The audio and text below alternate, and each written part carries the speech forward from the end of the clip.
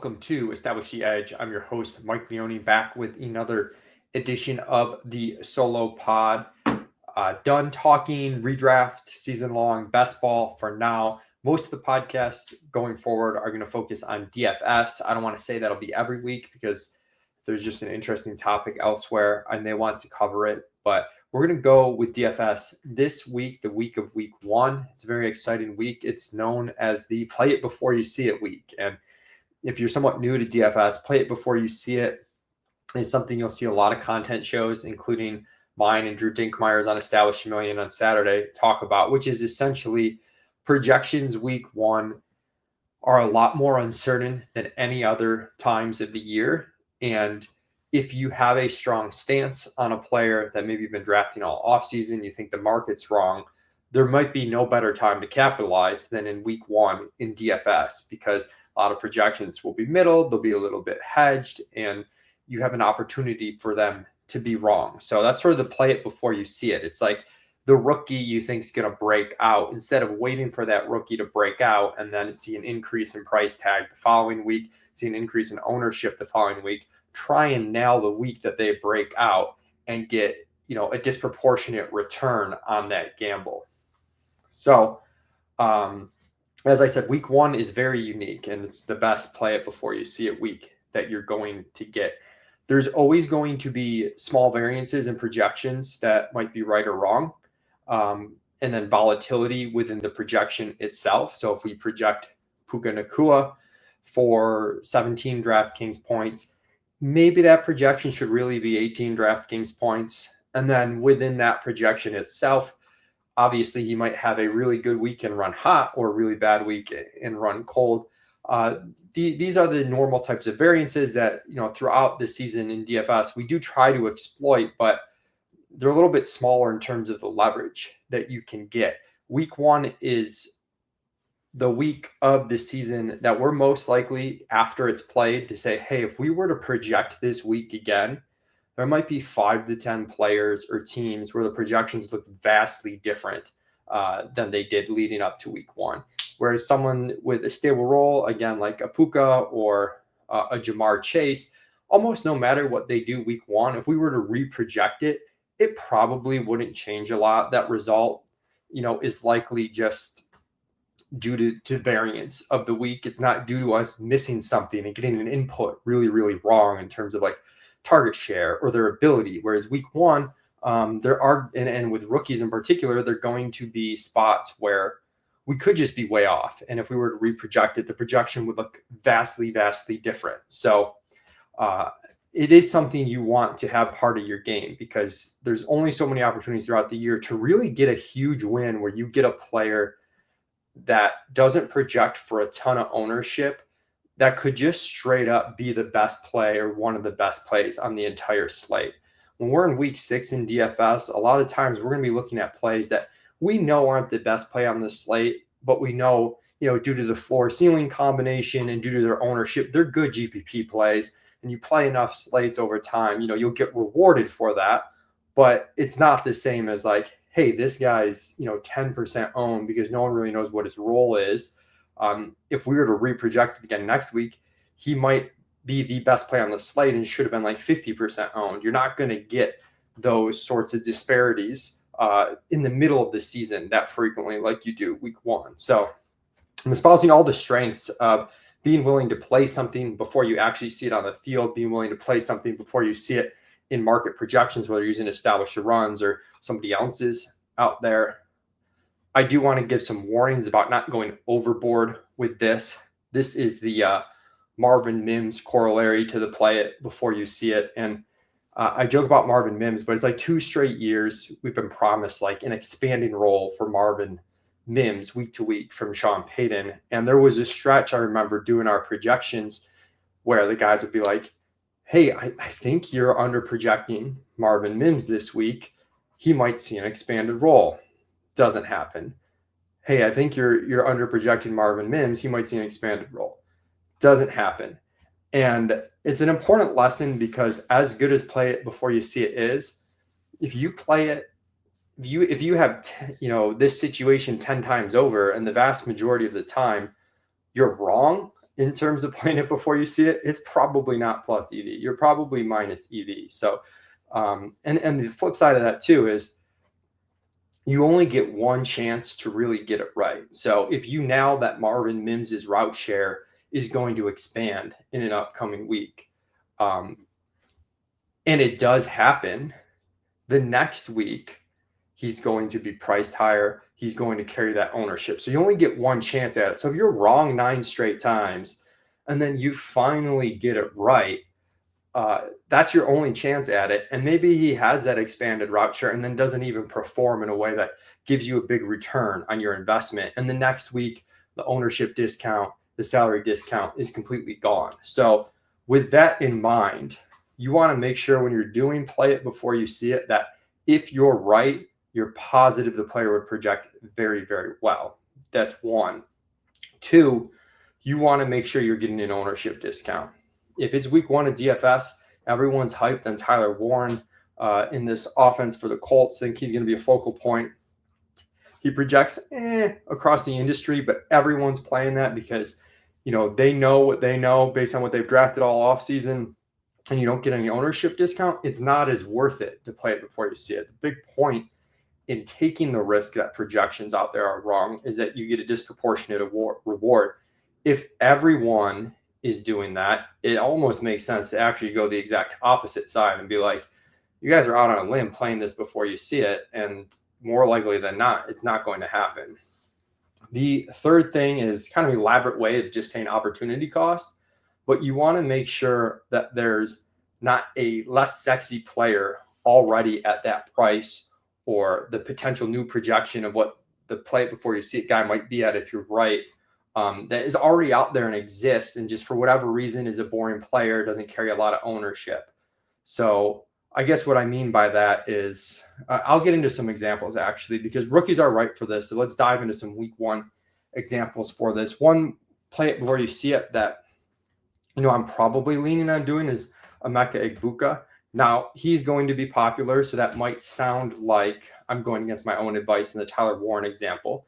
I think the difference is, even with a somewhat conservative projection, Egbuka is a very strong value.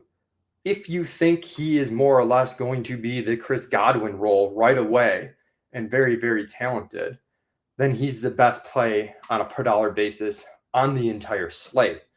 So even in playing him into ownership might be worth it in this scenario, because of, if you're right, what you get. And if you're wrong, the fallback is he's already a pretty solid value. So that's an example of a play it before you see it that I think makes sense to do. And we'll see where final ownership stands. But right now, Emeka Egbuka, as of Tuesday morning, is one of our top values on DraftKings at wide receiver, but not the very top. And I do think there's a chance, if we were to reproject this slate a week from now, knowing what we know after week 1, that he would be far and away the top value, especially when you get into larger field tournaments where people are playing more projections based, or you get more casuals in there who might not be familiar with the rookies as much. That's a really good spot to take a very heavy stance on a player like Emeka Egbuka and not need to see it first.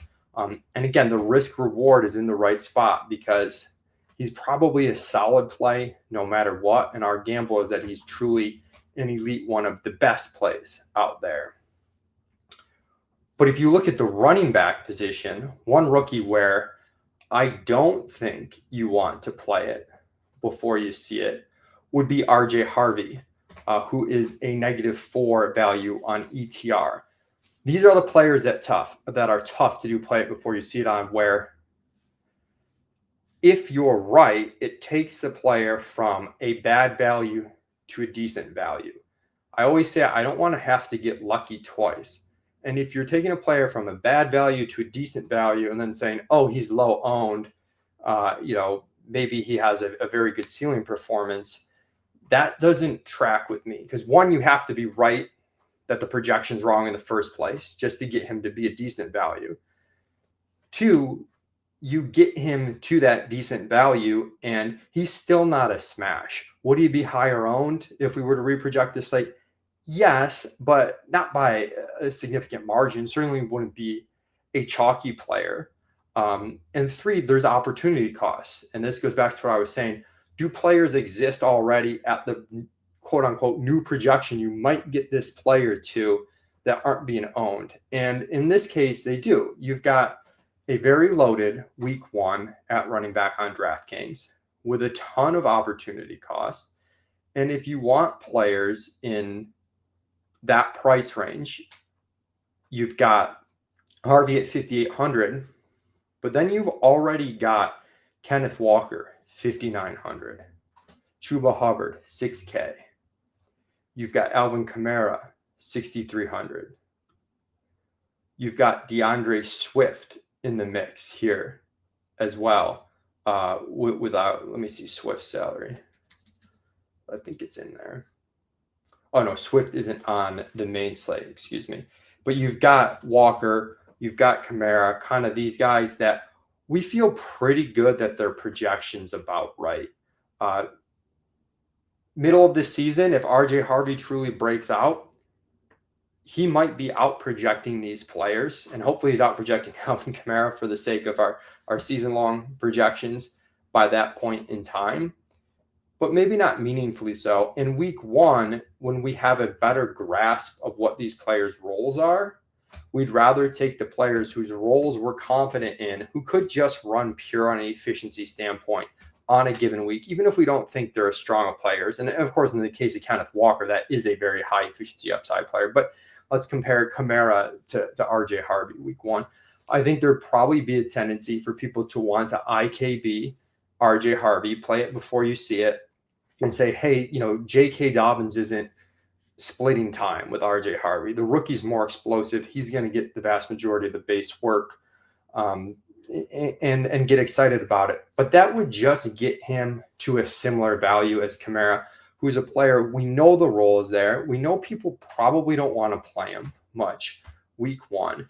That's the better play. It's the more boring play, but it's the right play. And it's a really good example of taking the play it before you see it too far and wanting to, have to overcome several things at once. You have to get Harvey's projection there, and then he has to have a positive variance week even after getting that projection to where it is. And then even after he gets that positive variance week, he needs to pay off in a way that this loaded running back room week 1, running back pool on DraftKings week 1 doesn't just have better plays than him. So there's just so many ways that even if you're right in where RJ Harvey should be and the projections are wrong, you don't even get paid off.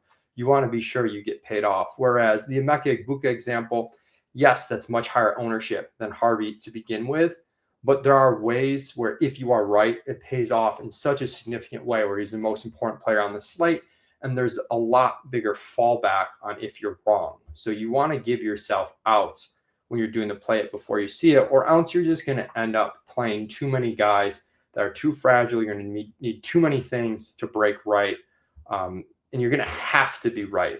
I love playing DFS in a way, season-long fantasy in a way as well, where I don't even necessarily have to be right to win. So I hope that wasn't confusing and I explained that well, but it was a topic that I did want to cover because I expect whatever content you consume out there, including Establish a Million, like I said, to really talk about play it before you see it quite a bit, talking about spots where we think projections could be wrong. So be open and willing to take those risks and those gambles and those opportunities that present themselves week 1 that could provide a huge payoff. But when you're doing so, just make sure, what are the odds you're actually right? What does it look like projection-wise if you're right? Is the payoff truly there in an outsized way? And are you ignoring some opportunity cost in terms of players who might already give you the leverage you're seeking without gambling that the projection is wrong to begin with? But yeah, love week 1. Very much looking forward to doing Establish a Million with Dink on the Establish the Run YouTube channel for subscribers on Saturday morning. Next week is week 2, which is another really fun week.